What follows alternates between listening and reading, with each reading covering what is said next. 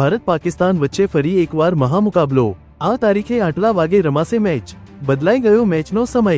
મિત્રો, પૂરી માહિતી જાણવા માટે જુઓ પૂરો વિડિયો।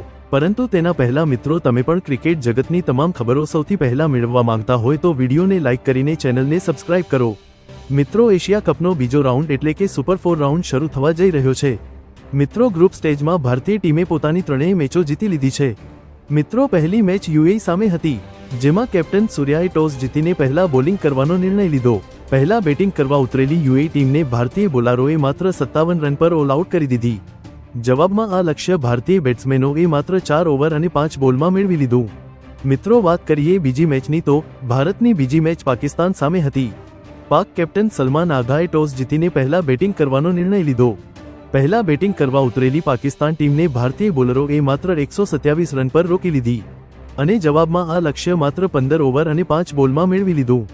અને મિત્રો, ગ્રુપ સ્ટેજમાં ભારતની છેલ્લી મેચ ઓમાન સામે હતી।